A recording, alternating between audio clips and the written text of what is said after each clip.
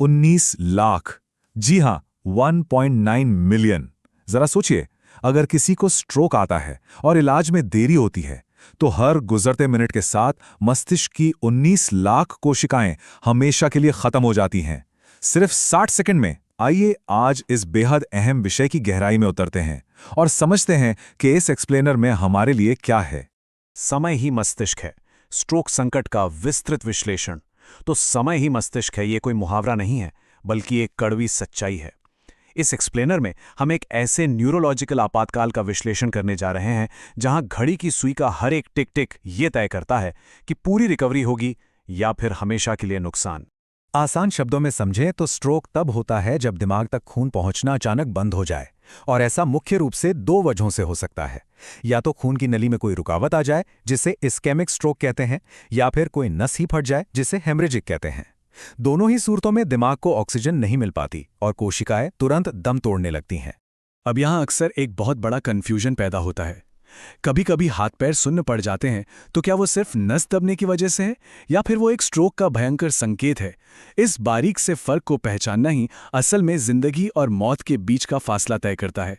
इन दोनों स्थितियों में एक बहुत ही साफ अंतर है। जो आम सुन्नपन या झुंझुनी होती है, वो धीरे धीरे शुरू होती है, अक्सर शरीर के किसी एक हिस्से जैसे पैर तक सीमित रहती है और थोड़ा हिलने डुलने से ही जल्दी ठीक भी हो जाती है। लेकिन जो आपातकालीन सुन्नपन है, वो बिल्कुल अचानक आता है। ये शरीर के एक तरफ के हिस्से को प्रभावित करता है, जैसे आधा चेहरा या एक पूरा हाथ या पैर, और इसके साथ ही भयंकर कमजोरी भी महसूस होती है। ये एक बहुत बड़ा रेड फ्लैग है। भाग 1, संकेतों की पहचान, BEFST, चेतावनी। तो इस अंतर को समझने के बाद सवाल उठता है कि किसी को स्ट्रोक आ रहा हो तो उसे तुरंत कैसे पहचाना जाए। इसके लिए दुनिया भर में एक फॉर्मूला चलता है, BEFAST, यानी बी फास्ट। ये याद रखना बहुत आसान है। बी से बैलेंस, यानी अचानक शरीर का संतुलन खोना। ई से आईज, मतलब आंखों की रोशनी में अचानक बदलाव आना। एफ से फेस, यानी चेहरे का एक तरफ से लटक जाना।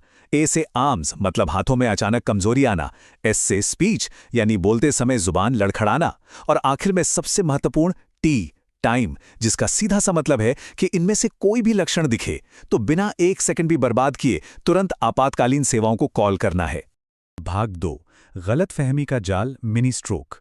देखिए, इन लक्षणों को जानना तो जरूरी है, लेकिन शरीर कभी-कभी एक झूठा अलार्म भी बजाता है। इसे मेडिकल भाषा में ट्रांजिएंट इस्कीमिक अटैक यानी TIA कहते हैं। और सबसे बड़ी समस्या यह है कि लोग अक्सर इसे सिर्फ चक्कर आना या कमजोरी समझकर नजरअंदाज कर देते हैं। असल में TIA और फुल स्ट्रोक के बीच एक बड़ा फर्क होता है। TIA में स्ट्रोक वाले ही सारे लक्षण दिखते हैं, लेकिन वो 24 घंटे के अंदर और कई बार तो कुछ ही मिनटों में पूरी तरह से गायब भी हो जाते हैं। इससे दिमाग को कोई स्थायी नुकसान नहीं होता, जबकि फुल स्ट्रोक में ब्लड फ्लो रुकने से हमेशा के लिए डैमेज हो जाता है। तो TIA भले ही अपने आप ठीक हो जाए, लेकिन ये असल में शरीर की एक आखिरी चेतावनी होती है, जिसे किसी भी हाल में इग्नोर नहीं करना चाहिए। और ये चेतावनी कितनी सीरियस है? आंकड़े बताते हैं कि जिन लोगों को TIA होता है, उनमें से हर 3 में से 1 व्यक्ति को आगे चलकर फुल स्ट्रोक का सामना करना पड़ता है। 3 में से 1? और इससे भी ज्यादा डरावनी बात यह है कि इनमें से आधे स्ट्रोक तो TIA होने के महज 1 साल के भीतर याद धमकते हैं। और बात सिर्फ यहीं खत्म नहीं होती। साइलेंट स्ट्रोक नाम की भी एक चीज होती है, जो लक्षणों वाले सामान्य स्ट्रोक के मुकाबले 10 गुना ज्यादा आम है। सच में 10 गुना। इसका सीधा सा मतलब है कि ये दिमाग को चुपचाप अंदर ही अंदर नुकसान पहुंचाते रहते हैं और कोई वार्निंग साइन तक नहीं देते। उम्र बढ़ने के साथ इनका खतरा और भी संगीन हो जाता है। भाग 3, एम्बुलेंस का इंतजार करते समय। अब मान लीजिए कि लक्षण दिख गए हैं और एम्बुलेंस को कॉल भी कर दिया गया है, लेकिन जब तक मेडिकल मदद नहीं पहुंचती, तब तक पास खड़े लोगों को क्या करना चाहिए? ये वो पल हैं जो सब कुछ तय करते हैं।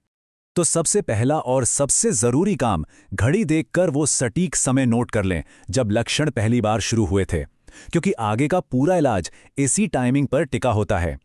इसके बाद अगर मरीज होश में है तो उसे एक करवट से लिटा दें और सिर थोड़ा ऊपर की तरफ रखें। अगर उन्होंने कोई तंग कपड़े पहने तो उसे तुरंत ढीला कर दें।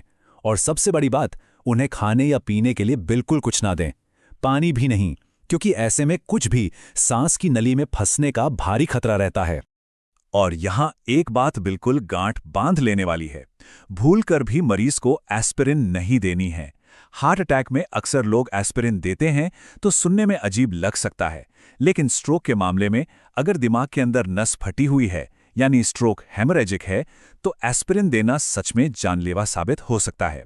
ये खून को और पतला कर देगी और ब्लीडिंग बेकाबू हो जाएगी। भाग 4 द गोल्डन आवर आपातकालीन हस्तक्षेप। एम्बुलेंस अस्पताल पहुंच चुकी है।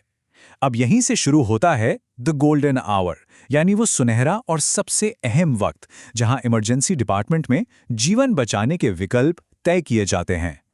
अस्पताल पहुंचते ही सबसे पहले ये नॉन कॉन्ट्रास्ट सीटी स्कैन किया जाता है। ये मशीन तुरंत मस्तिष्क की तस्वीर सामने रख देती है ताकि डॉक्टर्स ये पक्का कर सकें कि कहीं दिमाग में अंदरूनी ब्लीडिंग या हेमरेज तो नहीं है। ये त्वरित जांच ही आगे के पूरे इलाज का रास्ता साफ करती है।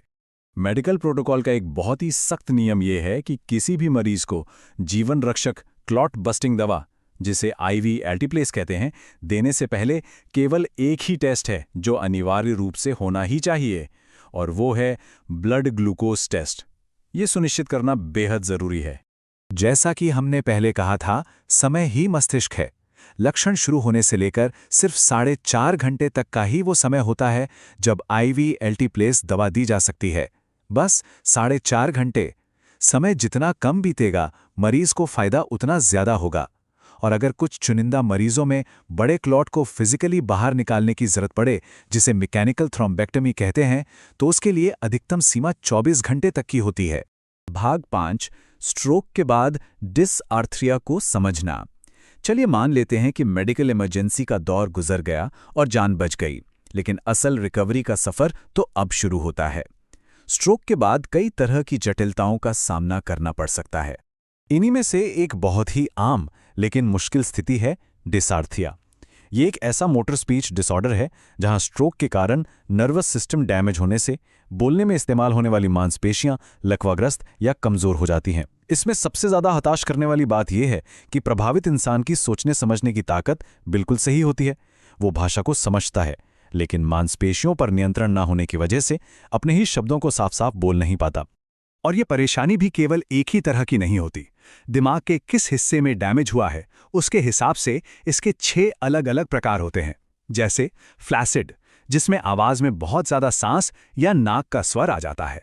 स्पैस्टिक, जिसमें आवाज तनावपूर्ण या कठोर हो जाती है। अटैक्सिक, जहां स्वर और व्यंजनों का तालमेल बैठना मुश्किल हो जाता है। हाइपोकाइनेटिक में आवाज बहुत धीमी और एक जैसी हो जाती है, जबकि हाइपरकाइनेटिक में यही बहुत तेज और अप्रत्याशित हो जाती है। और हाँ, मिक्स्ड भी हो सकता है, जो इन सभी का मिला-जुला रूप है। रोजमर्रा की बातचीत में मदद के लिए स्पीच लैंग्वेज विशेषज्ञ कुछ बहुत ही व्यवहारिक कदम सुझाते हैं। संवाद शुरू करने के लिए हमेशा मुख्य विषय वाले शब्द का इस्तेमाल करना चाहिए ताकि सामने वाले को कॉन्टेक्स्ट समझ आ जाए। बोलते समय धीरे बोलना और बार-बार रुकना काफी मददगार होता है। जब इंसान थका हुआ हो तो बात करने से बचना चाहिए, और अगर जरूरत पड़े तो इशारों में या अशाब्दिक संचार का सहारा लेने में कोई झिझक नहीं होनी चाहिए। तो इस पूरे विश्लेषण के बाद एक बहुत ही गहरा सवाल हमारे सामने आकर खड़ा होता है। अगर कल किसी को स्ट्रोक आता है तो क्या समय खत्म होने से पहले हम उन संकेतों को पहचान पाएंगे? क्योंकि अंत में किसी का भी जीवन और उसके मस्तिष्क की सुरक्षा पूरी तरह से इसी बात पर निर्भर करती है कि इन सूक्ष्म संकेतों को कितनी जल्दी पहचाना गया और कितनी फुर्ती से सही कदम उठाया गया। यही वो जानकारी है जो किसी दिन सच में एक जीवन रक्षक बन सकती है।